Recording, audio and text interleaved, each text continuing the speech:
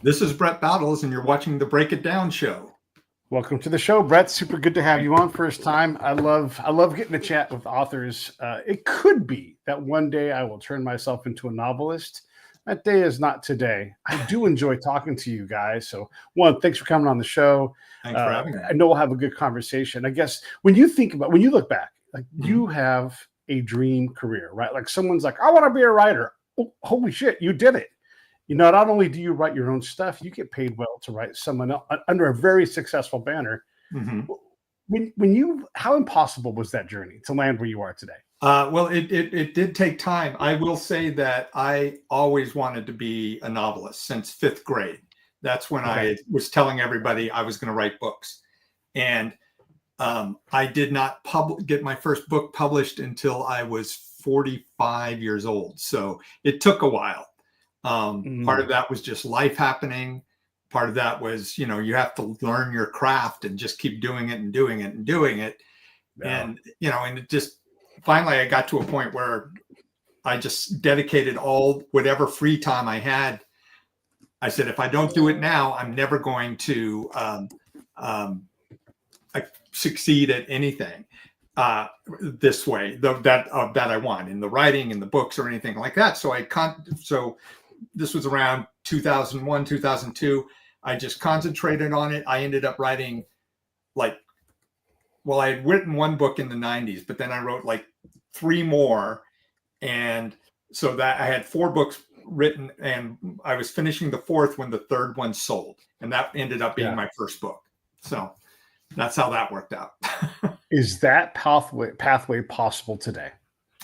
Yeah, it's still possible. Okay. I mean, the thing about writing now is there are a lot more pathways. Sure. You can go traditional,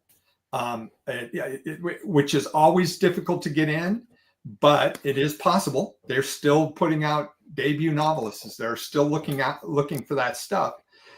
You can go independent and publish yourself. You could partner with some smaller presses sometimes to do things like that. I started out with Random House. Well, actually, I started out at a very small publisher, but they went out of business before they could bring my book out. And they had a friend at Bantam Dell, which is an imprint at Random House. And Random House bought the book from them and then gave me a 3-book contract. And so my first 5 books were through Bantam Dell. Traditionally published. And then in 2010 or around there, the publishing industry was kind of in a lot of turmoil, along with the economy. Everybody was in a lot of turmoil. Yeah, right. And the people who had been my best supporters were no longer at the imprint anymore, so they let me go. And instead of looking, I was going to look for a new publisher, but instead of doing that, self-publishing was starting to actually have some success at it. I had some friends who had been succeeding at it. And so I dipped my toe into that. And then basically from 2011 through when I got the Stuart Woods gig, I've been pretty much self-publishing my own stuff, indie publishing. So I'm what they call a hybrid author. I have some traditional, I have some independently published. So there's different roads you can take. So yeah. So it's still possible. Absolutely. But still a matter of it's getting in the saddle. It's just there are so many books out there. It's trying to get eyes on your book. You got to be somewhat media savvy, unfortunately. And a lot of authors aren't. That's the last thing we want to do is PR. That's, we just want to write our books and not have to think about having to put social media posts up and all these little things. Drive me crazy. In almost every discipline, the people who can do something don't want to do social media. Absolutely correct. It's just the thing, right? But there are people that do both things. And you can think of a lot of athletes that are like, "Hey, I'm just going to be good at social media," and they go out and do it, and it's refreshing to see the inside things that they do. Absolutely, but it's a chore. It's always a chore, and then it's so easy to get sucked in where I should be writing, not fucking around on whatever it is, Facebook.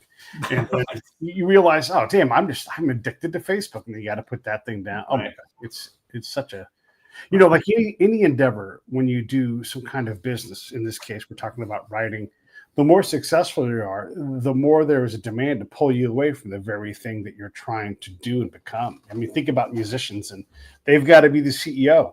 They got to be salesperson of the year. They've got to be the PR. I mean, they've got to do all that stuff. It's crazy how business takes you away from the very thing that your success takes you away from the thing that you wanted to do to be successful. Well, you have to think of it as you are the head of your own business now. Right. If this is what you're going to make a living at, then you need to be the head of your own business, like it or not.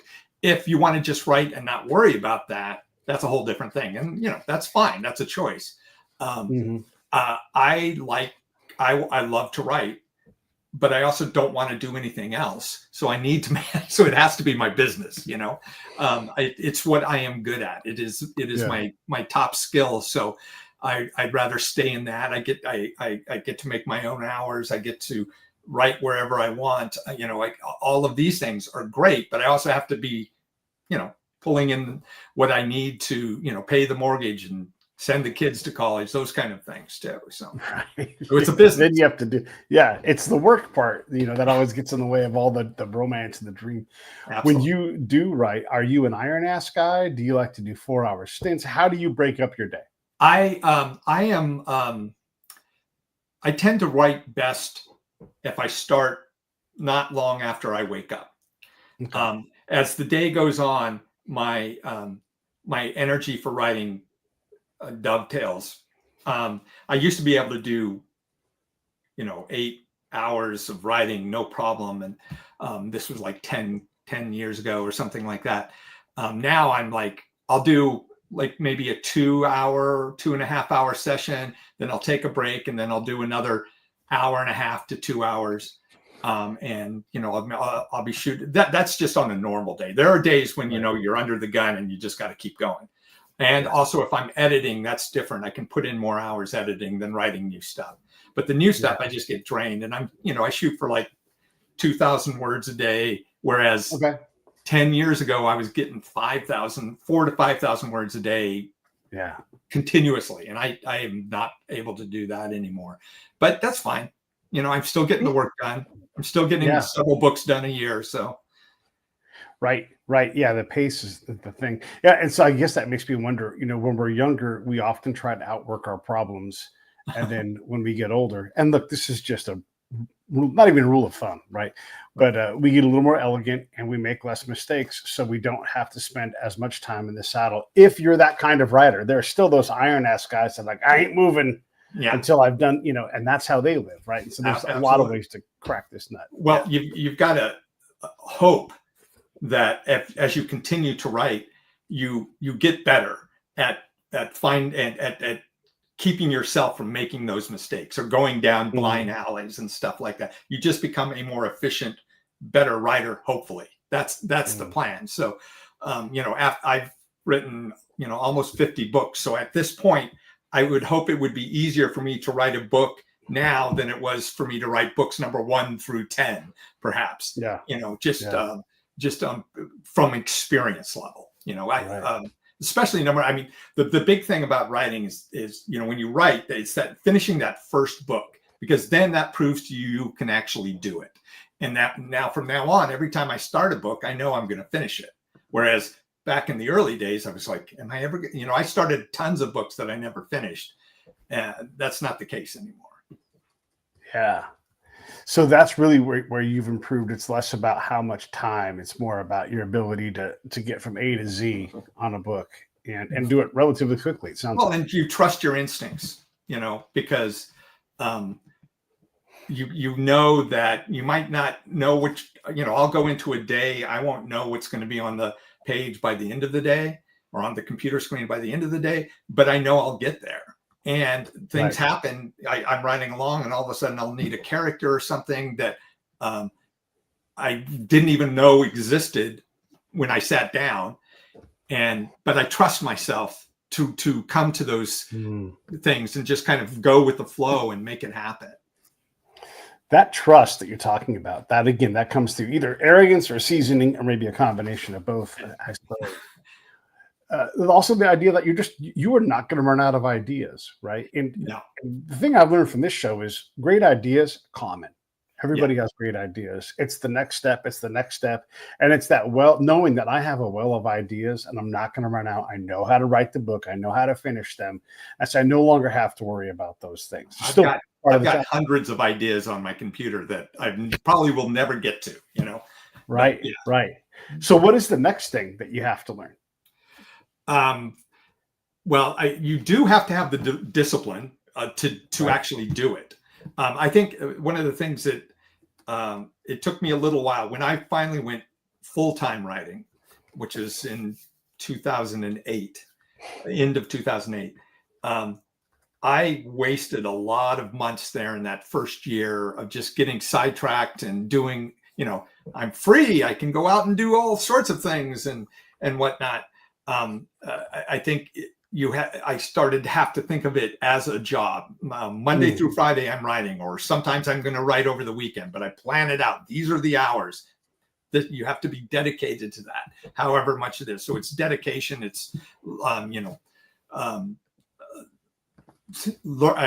becoming better and trusting yourself, hopefully, improving, also, working with good people. Like I have good editors that I've worked with, as the president of my own company, so to speak. I hired the cover designers for my indie books.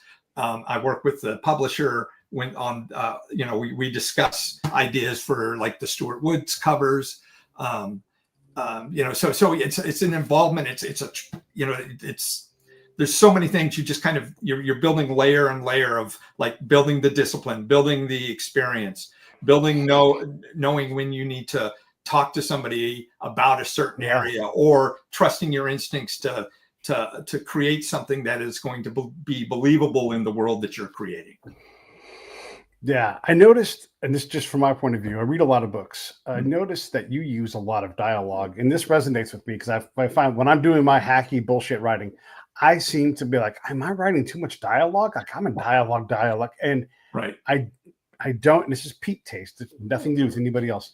I don't like when it's like his leathery skin and the evening sun. I don't like that shit. I don't like to read it. I don't like over descriptive things. And I get it. Like that's a legitimate practice. And here's the kind of asshole I am, Brett. I read this wonderful baseball book and it won a Pulitzer. And I'm like, it's bullshit with all these stupid descriptors. I just can't take it. And so I guess I hide in dialogue. What are your thoughts on my assholery? Oh, no, I think, we all have our tastes and our likes, and that's fine. That's what makes us different. It would be terrible if we all had the same thing. I will say that the Stuart Woods books tend to be more dialogue, real dialogue heavy, very cut down on the descriptions. That was Stuart's, that's how he wrote them until he passed away. And I have to try to maintain some semblance of that going forward because that's what the readers are expecting. In my own books, I don't go super flowery, but there is more description in my own books, but also a lot of dialogue. Because I like to get things through dialogue and quippy stuff and just how people interact with each other and stuff. But yes, the Stuart Woods book, lots of dialogue. Not a ton of description, just enough to get you where you need to be. So it's makes it a fast, fun read too.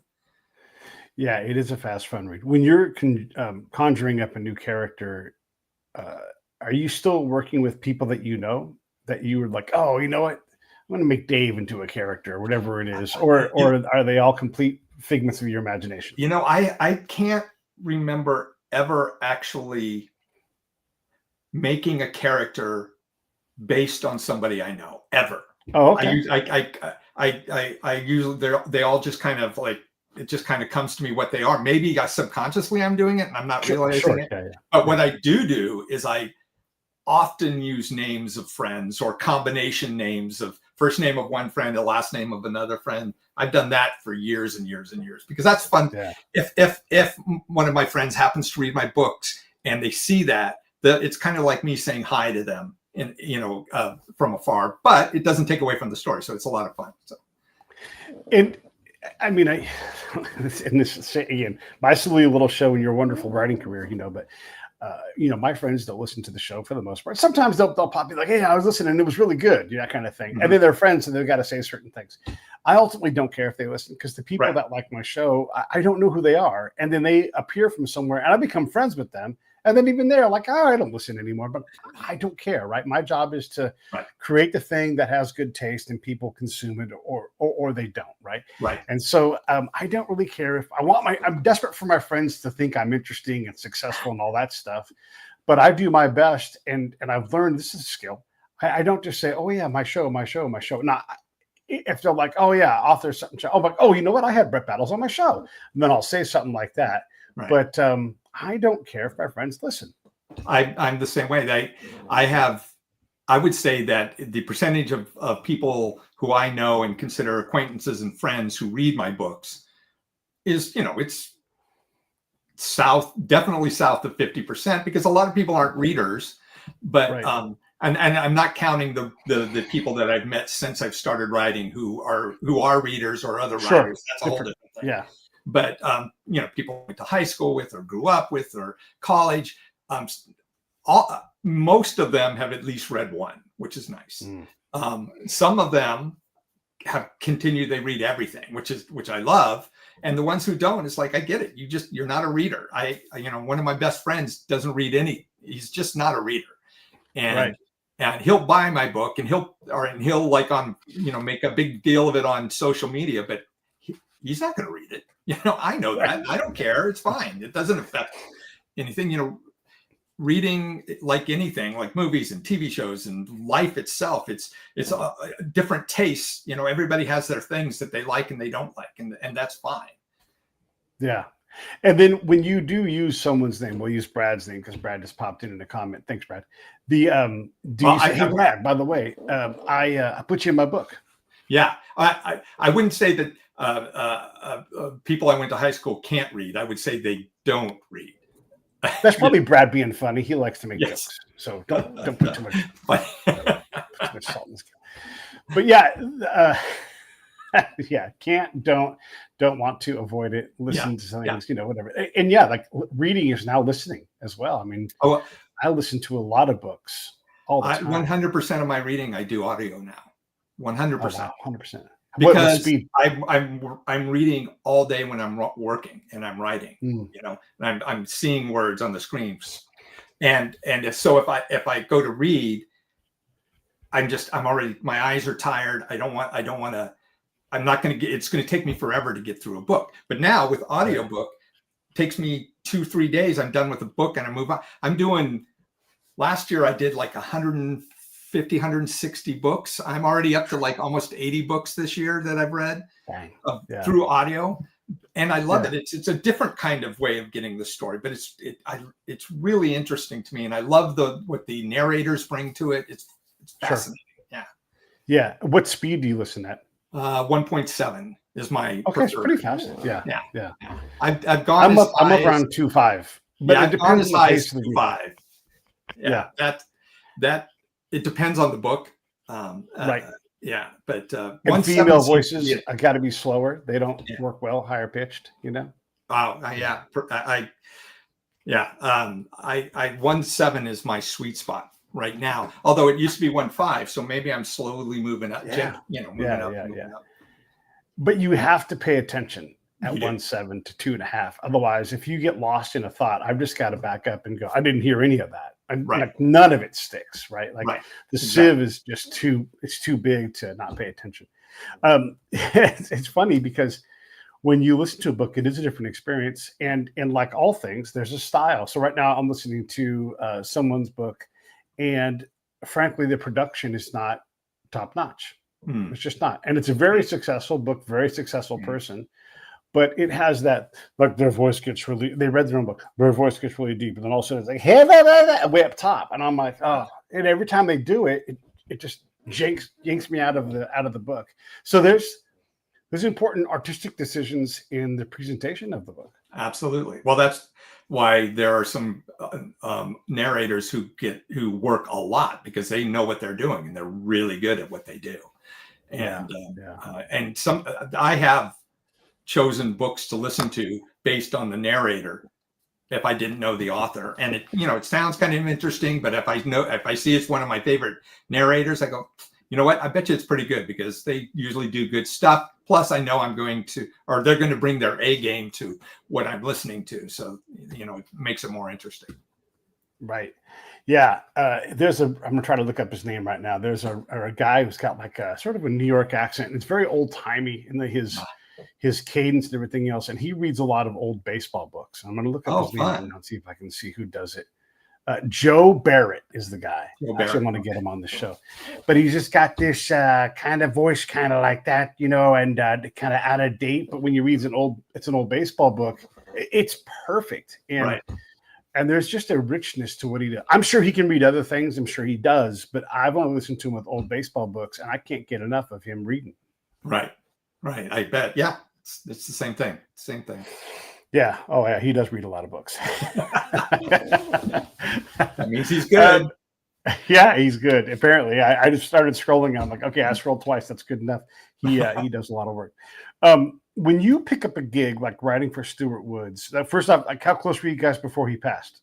Not close at all.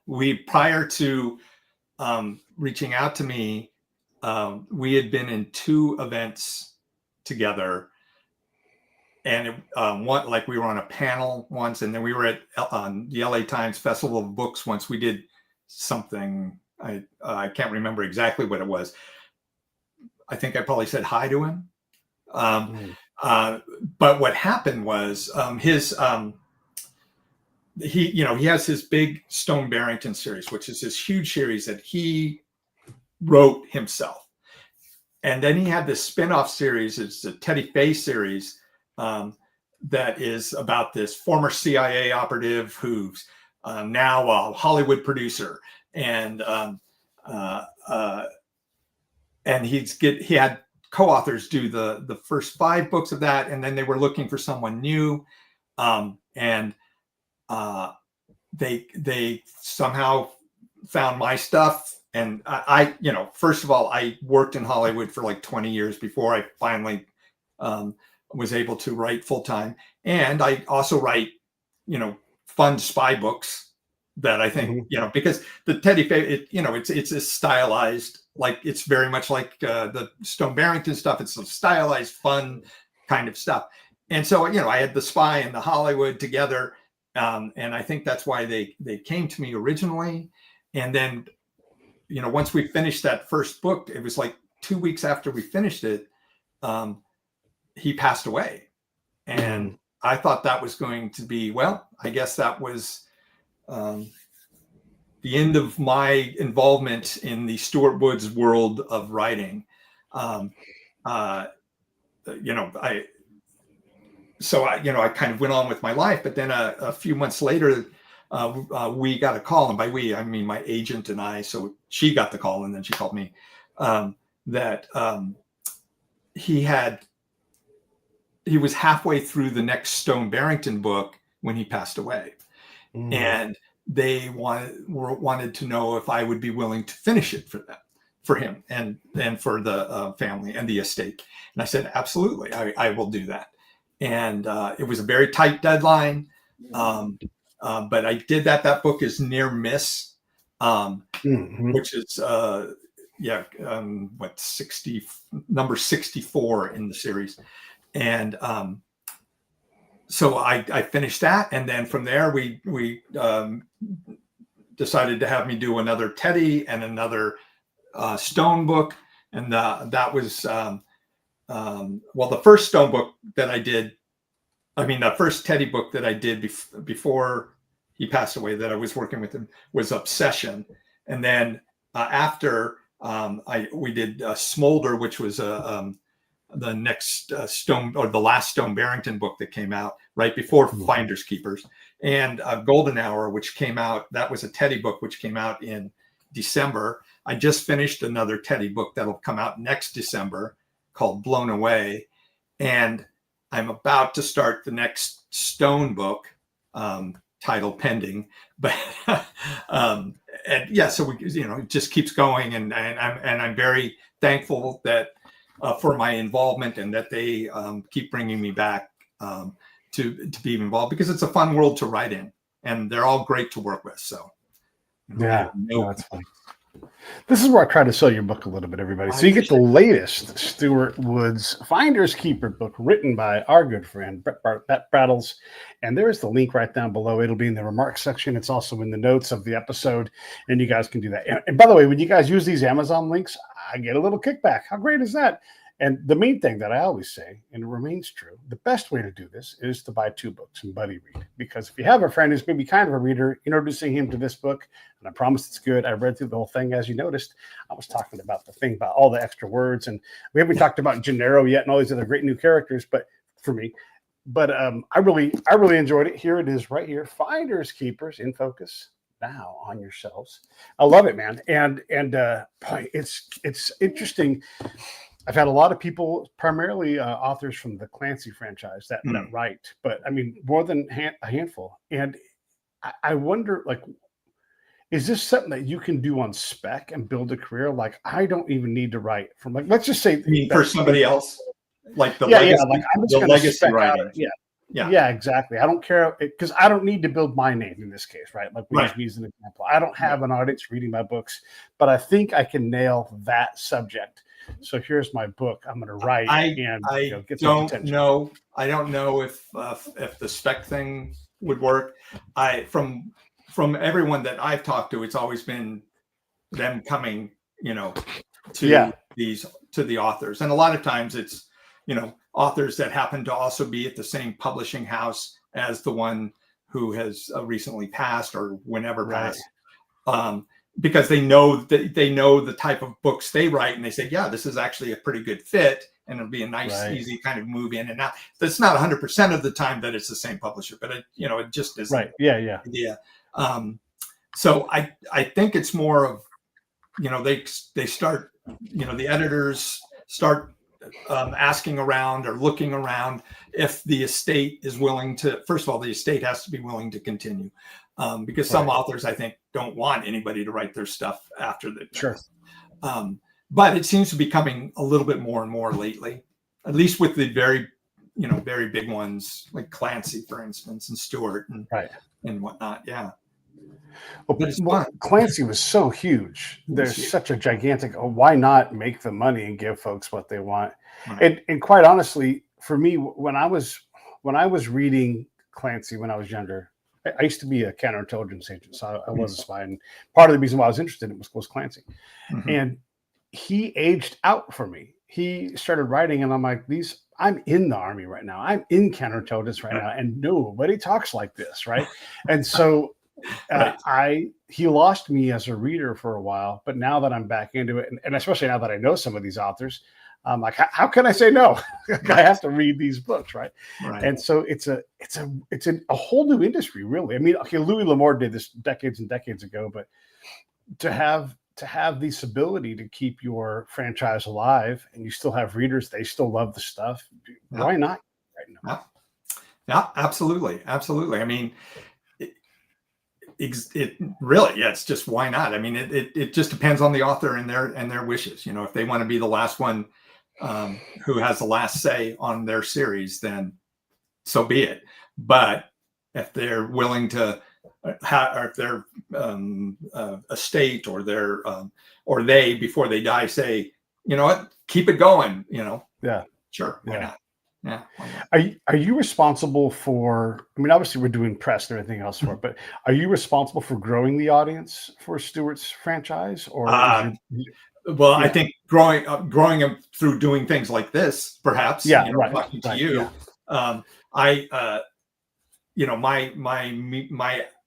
The social. Now we get back to the whole social media thing and everything. I'll do what I can. I try to bring some of my earlier readers who weren't Stuart Woods readers before into it. So a little bit, but I think it's the big part. Stuart is a very well-known name, so that is what brings people in. And if you go into a bookstore, or you're at the airport, you see his name, you know what you're going to get. Something fun and exciting and easy in the sense that it'll breeze by as you're, all of a sudden you feel, oh my gosh, I'm almost done. This is great. So I think that's what sells the stories for the most part, I think. And of course, Putnam has a PR team that's, doing everything they can to get the word out and get things get more readers that way too. Yeah. And I guess, not all authors get to live a second life through other authors, and it's okay to lose Dashiell Hammett or whatever it's going to be. Maybe someone buys the rights to Dashiell Hammett's franchise, and just like, I'm just going to get people to start writing modern versions of these books, and maybe someone's doing it. Shit, I don't know. Right. It depends. I'm not sure where, because I don't know if it's in public domain yet, but his stuff might be getting close if it's not already. But yeah. When you are looking at filling the tank in terms of ideas and everything else, what do you do? I see, a lot of times you just got to come up with ideas on the fly. As there's two different ways. I mean, as you're writing on a daily basis, you're always coming up with ideas as you're moving through. So you're sitting there and you go, oh my gosh, where are they going to go next? Even though you might already have it kind of mapped out, but now you're getting into more of the nitty gritty, and you got to sit there and you got to think for a second, then let's try this. For the bigger ideas, when you're just coming up with, well, what's this story going to be about? What's this plot going to be about? Where are my twists and turns? Sometimes I like to go for a walk. I like to kind of take my head out of what's going on. I might play some video games. I might take a nap, or just do stuff that is not writing, because then all of a sudden it just kind of does its thing in the back of my mind, and it's like, oh right, okay, so there's this, and this. Like for instance, when I write my own books, I usually start my books kind of having an idea where it's going to end, and maybe a few little things going on. My books tend to be series, so I'm very familiar with the characters, so I know how they're all going to react, but I don't do an outline. In fact, how I consider it is, I think my first draft of a book is an outline. Now, I can't do that with the Stuart Woods stuff, because obviously there's a lot of people involved. We have faster turnarounds and everything. So I have to do an outline ahead of time, which is very painful for me, because it's not something that I'm used to doing and thinking and everything out. But it gives us a much bigger structure. So I have to, thinking about that is, a lot of times I'm just like, I'll write ideas on index cards, and I'll line them up, and I'll keep moving things around, and it may take me a couple weeks to figure out a 10, 15, 20 page outline that of how it's all going to go, just because I can only get like a half hour in here of quality stuff going down. The rest of the time I'm just thinking or trying not to think, because it's like, well, how do we get to here from here and all this stuff? So it's, I don't know if any of that made sense, but that's the mess that my mind is on a daily basis. Well, I mean, look, how you fill your pool is how you fill your pool, and you get to change hoses and whatever techniques. But it's just fascinating, because there's an unlimited number of ways to do it. And it seems like they all evolve over time, And the other question I'd love to ask is, when Mr. Fancy multi-series successful author, if someone would be like, see you on a day-to-day basis, like what's a task that you do that it's like, oh, here I am, world famous author, and I'm taking out the trash, and my wife's like yelling at me because I didn't do something, whatever it is. What are the normal things in your life? Well, taking the dog out, picking up the poo. You're gonna, I tend to, not always, but often write in coffee shops, and so I'm just sitting there with my earphones in, listening to music and writing. Looks very boring, and I think to someone on the outside it probably will be. I like go for walks. I watch TV, watch some different shows on TV that might interest me. And that, I mean, from the outside, my life probably would look pretty boring, but I'm enjoying. Right. I do like to travel, but I don't do it all the time. A few times Right. a year or something like that. But yeah, I mean, routine actually is really important to me. It helps me it helps me with my my work. It helps me stay, on track. And I think my mind is just that kind of mind that needs that likes the routine, likes routines, Right. likes to do the same thing, same time every day, possibly, which even sounds even more boring now that I say it out loud. Yeah, but you get to do other cool things. Now, do you travel for research, and do you ever try to go anywhere else to write? Like any coffee shop anywhere in the world? Well, yeah. I mean, what will happen is I will go on trips around the world to whatever. Perhaps it's maybe it's some location scouting, and combined with a little bit of just having, maybe seeing some friends or something like that. But I will also write while I'm on vacation. So I'm still working, but so I'm working in Scotland or in Germany or Vietnam or Thailand or Japan. And everywhere I go, I'm always scouting, even if I don't have it in mind for a particular book or anything. It's like, I know that I'm going to use this at some point in some way. And so, I'm taking pictures and videos and just trying to remember as much as I can of all of that, because I love to travel, and I love to put those kind of places in my books. Yeah. When I'm doing my ridiculous non-professional writing, but I like to. It's like a hobby. I play with, like, can I describe this thing? I've been to a lot of places, and there are things like you that I pick up, and I'm like, oh, there's like a little. And again, like, because I know tradecraft, I'm like, oh, that's a spot right there where I'd put a signal, and no one would ever know it was there except for the person I was signaling. It's just the most easiest thing to do, or whatever. And just looking at, like, the clothing that people wear, these are all like spy type techniques or author techniques. You see things, and you just take note, because it's a very, like a word that is used in this little 20-mile region that describes something that happens all the time in language, where only here do they say this word in this way. And these are just, I don't know, they're just like interesting tidbits about humans that I love to gather. And then even then, I'll have a conversation with someone when I go somewhere, just to understand what they understand, because that's really, again, like, that's what authors and spies do, is like, no, let me understand your world so I can communicate it back to the person I'm working for, or in this case, just because I'm interested.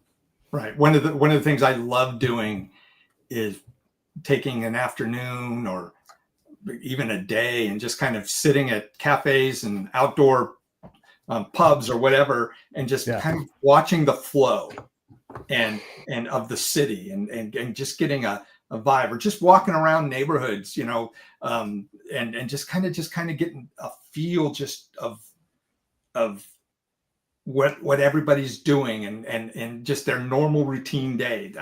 That to me, I love that. Listen, overhearing conversations at the cafe when you can understand them. That's true. It's still it's fun. It's interesting. It is. Me.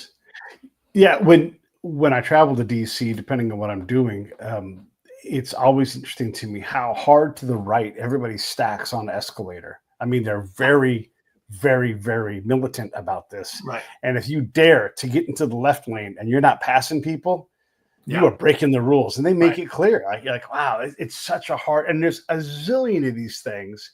And that's sort of a soft rule in a lot of places, but in DC, it's a very clear rule. I think in London too. It's in London, it's a very, I remember that on the tube, but I can't remember if it's the right or the left, but you definitely, you stick on the one side, and the fast people are going down the other, and you do not want to be caught in that.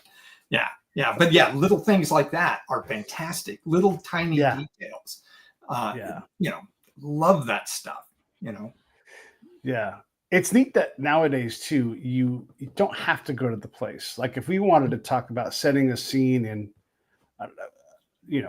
in somewhere in Morocco, right? You know, we wanted to be in a beach town that's got a weird modern world mix of like surfers and Arab folks and some French people left. You know, you can do that, and you can look on the map and see what the restaurants look like. You can pull up their menus online. You can see pictures inside the restaurant, and you really, like, again, this is Spy Turks. I can case that place and understand, like, this is what the nature of this place is, and now I can write about it. You know, 100%. As if I had a meeting there. 100%. Yeah, and on top of that, I would add, you can go to YouTube and watch videos of people on vacations who are walking down those streets and walking through that train station or whatever, because I've done that.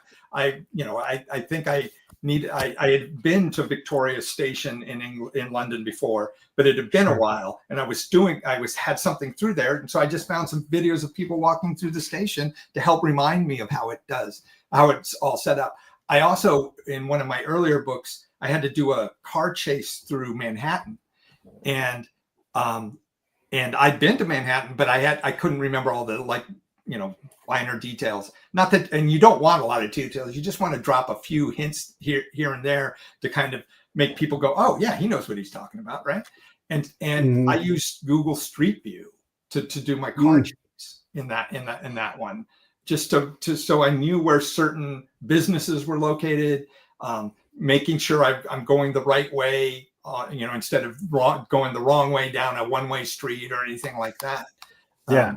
So that, I mean, the tools that we have as authors and spies and just people in general are so much easier and quick to access than they were, 20 years ago. I do, when I am going someplace new, I will do a satellite view and then a street view, so I know exactly. So it feels like I've already been there when I get there, and I know where everything is. And I've never been there in my life. It just makes things easier, and it takes the question out of it. So. It's also possible to find someone who lives there who will run around town with the camera, and or just, every now and then someone hit me up like, "Hey Pete, I want to ask you some questions about counterintelligence," and I do my best to give them everything I've got. I'm not always the best at responding to those things because it is pretty time consuming. Sure. But you can find folks that are willing to dig deep into any topic or any location for you, and do it just because they're interested in it. Absolutely. Yeah. Absolutely. Yeah, it's fun. So which book of yours is coming out next? Obviously we have... That one's coming next. Right. And then the next one will be in December, and that's Blown Away, which is another Stuart Wood's Teddy Fay book. Okay. And then after that, I'm not sure what date there'll be another Stuart Wood's book or another Stone Barrington book, like Finders Keepers. I'm not sure of the date or the title on that one yet, because I, in fact, just finished the outline for that, and so we're just kind of finalizing it, and I haven't even started writing that one yet, but I will, like, next week. Yeah, I'm not your boss. You take your time. I will. I promise. And then I'm saying that in case they're watching. I know. Right? Yeah. I'm working. I swear to God. Yeah, but your own books too, right? Like you're prolific in your own right. I am. I've had to put them a little bit on hold while I'm trying to get the rhythm of doing all these Stuart Woods books. I'm hoping that come later in the summer or into the fall, I'll be able to find a way, because I have like 5 books of mine that are at some point either, just a few chapters done to one that's already got 100,000 words, but needs to be rewritten and a few things fixed. And then some that are like 30 to 40,000 words. I got one that's a little bit over halfway done. So I just need the time to kind of concentrate on them. And once I get this rhythm going, which will happen this year, I'll be able to kind of hopefully go back and forth and get everything done. I mean, obviously the Wood stuff are the priority because they have the harder deadlines. But I do also want to get back to my other stories too. I don't want to forget about them, and I'm definitely not stopping doing them. It's just it's just been a little bit hard right now to get them in, but I am definitely going to be doing that. Yeah. Yeah. Now you got to hire Pete Turner to write as that will get your 100 ideas out because you're like, I'm so busy writing. It's just not a pitch. I'm just being funny, but I hear you. It is funny, right? Like this, the success again is that success takes you, and of course you want to write for the Stuart Woods franchise. How awesome is that? Right. But you also have your own franchise to feed and new ideas. Like you don't want to just stay in this one series. You're like, I got to do this series or that kind of thing. Sure. That's that. I think once I get my rhythm down, it's gonna be great because I'll be doing both. So. Right. What do you write besides novels? Do I write anything besides novels? I don't even write shopping lists. Right. Emails and a few blog posts for my website, I think. But I don't. I have written a few short stories. I'm not. Yeah. There are people who are much better at writing short stories than I am. I prefer longer stories. I have some friends that are just marvelous at these concise short stories, just wonderful thing. I've never had a big interest in that. And haven't really done a lot of that, just a little bit, not a lot, but mostly my writing is the novels.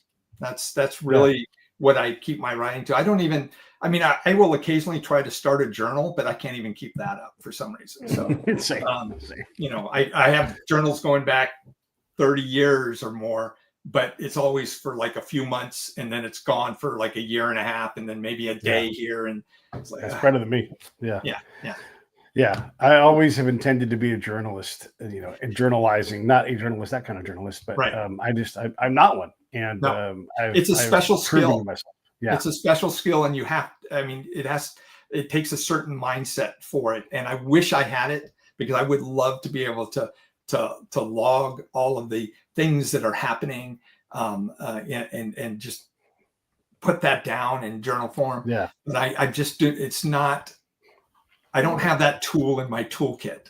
If I do, it's like a very rudimentary tool in my toolkit. Right. It's not it's not a high fine-tuned tool. So by any means. Yeah. It's like I own it all, but I don't punch holes with it or anything. It just sits there in my tool bag, and I'm like, I don't like to use that tool. Exactly right. Well, and the less you use it, the less good you would be at using it anyway. Exactly. Yeah. It's funny like that. Yeah. What I guess I don't want to say what advice would you give to somebody, but what kind of expectations would you put for someone who's on the cusp? Like I'm thinking about quitting my job. What does that look like for someone who's trying to make that leap into the big time? Well, I think you should probably get published first before you quit your job. If you're going to write, you should not assume that it's going to pay your living right away or possibly ever. I have several friends who are excellent writers who still have day jobs. They just, for whatever reason, they haven't caught on quite the way they should. I don't understand it personally, and it's not their fault. They're writing these really great books. But I would say the majority of writers have a job. Right. It's a smaller percentage that actually get to do it full time.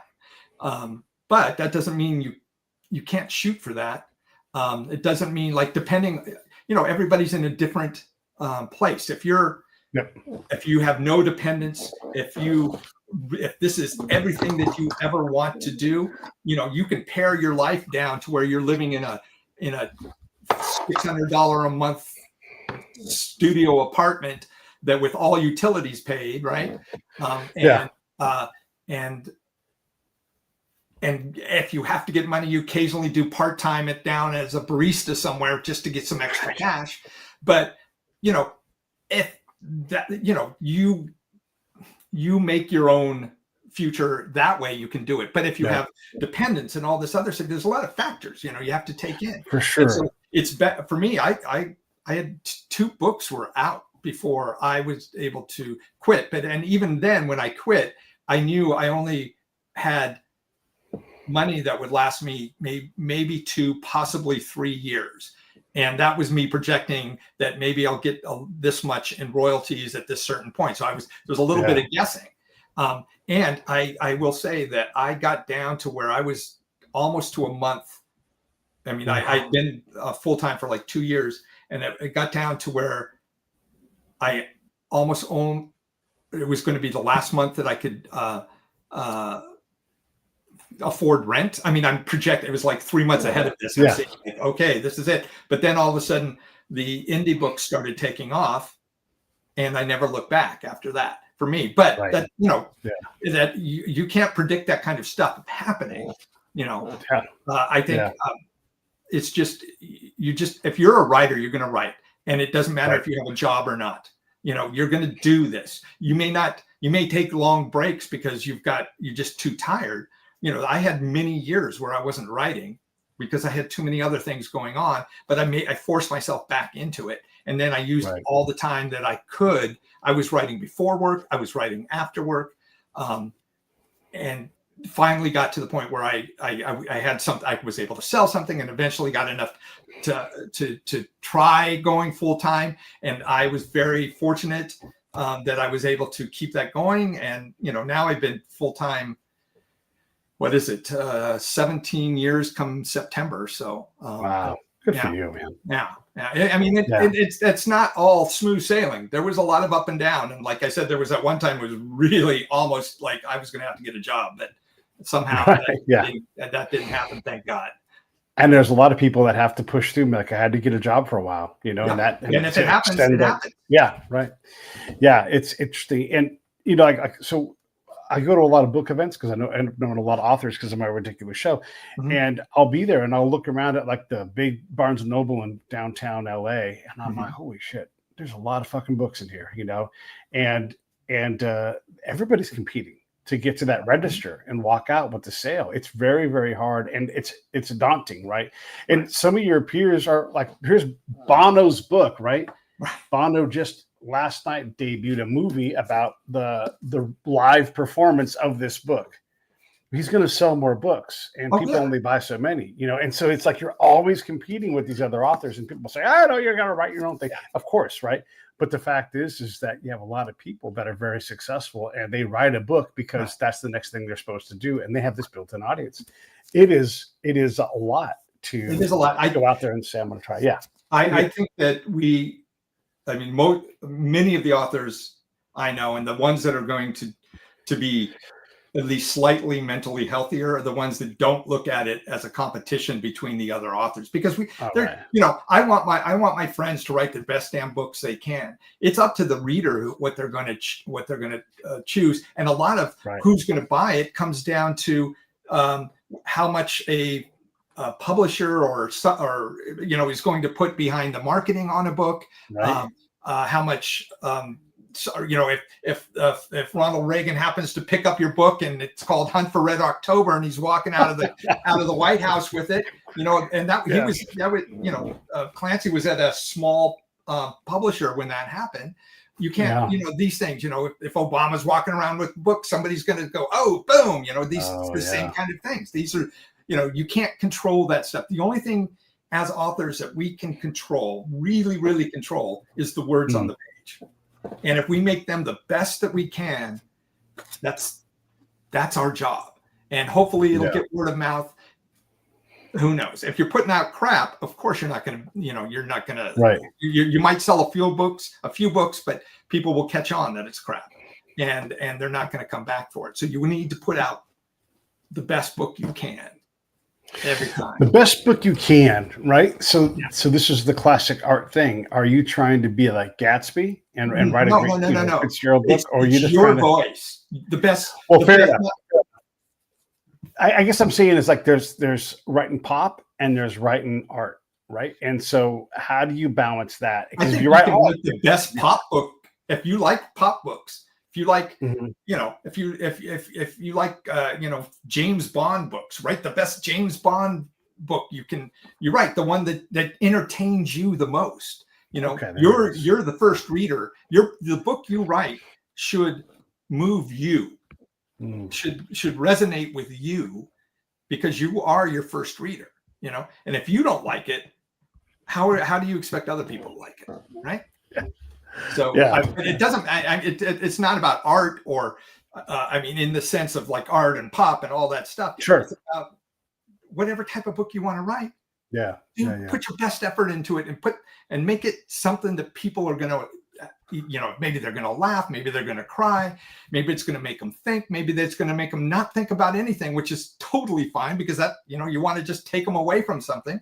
All of that's fine. But it's, do it to the best of your ability and do it so that it moves you, Who are some of your favorite authors?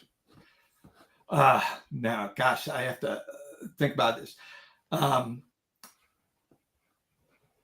Well, I always say this, and it's always been true, is Stephen King has always been one of my favorite authors. Okay. Just because I got hooked in with The Stand way back when that came back, and out in 80 or whenever that came out. And I must have read that book 4 or 5 times in a 5 or 6 year period. And then this Dark Tower series. I mean, I like the way he does his prose. Yeah, like he just sucks you in, and it's very easy read also at the same time. And yet all these things are happening. Going, wow, this is crazy. So King. I've been listening to a lot of people, and now I can't remember names. I didn't prepare for my favorite author names. I should have done that. I mean, no, it's fine. But it is interesting. Stephen King is probably the most successful. I wrote a book, they made a movie guy. Obviously Ian Fleming has a lot of that, but it's hard to think if anybody. Clancy has a lot of movies based on his books, but nothing like King has. When he sold Carrie, he was living in a mobile home with his family, with his kids and his wife, and he was teaching, and he was about to just stop writing, and from what I remember, the story goes that he'd thrown the pages into the trash, and his wife had found them and said, "This is good. This is what you should write." So I'm totally paraphrasing all of this, but sure, right. And that was Carrie, his first novel, and that got made into a really memorable movie. But several of the movies after that, the first few weren't. The movies themselves didn't turn out or weren't so popular. But then things changed, and I think I don't know what it was, but you started to have like Shawshank Redemption and The Green Mile and well-made films from his well-made stories. I think there was a period there that there was, he wasn't getting everything made into a movie, and the ones that were not as good as the ones that were to come by any means. Yeah. But now, yes, most of his stuff gets made. He is so prolific, and then the books are just so damn readable. It's pretty incredible. That's the key, and that for me is always my goal, is to do something that's readable, and enjoyable, and whether you're going to get something grandiose from my books or not, maybe who knows, depending on the book. But what I want you to come out of them at the end is like, that was fun. I enjoyed that. That was a good story. It was readable. I didn't get bogged down or anything like that. That's my style. It's just like, let me pull you in here, and then I'll put you out at the end, and you'll be in good hands. Pull you into Finders Keepers, the latest Stuart Woods novel written by Brett Battles, and it's a Stone Barrington novel. It says so right here in the cover. I really enjoyed this. Thank you. Loved I love the pace, man, and I read enough stuff that I get to be picky, and when it bogs down, I'm like, oh, please let me just get through this book, right? And that never happened. This is a huge compliment, because when you read a lot of stuff, a lot of different styles, you just stuff that hits you, that not good or bad. It's just when I read it, how I interact with it. Your stuff, easy as a breeze, and I loved it, and I was entertained by it, and I stayed in the book the whole time. So thanks for that. Again, everybody, that's how you do it. Buy two, and buddy read. People love getting books for a gift. I agree. Buy a book, buy a watermelon. These things make people happy when they get them. You got me a book. Whether they read it or not, it's up to them. But Buddy read, and now you're doing something special. So, all right, anything in closing before we go? Not anything specifically. If you want to find out more about my books, I'm at brettbattles.com.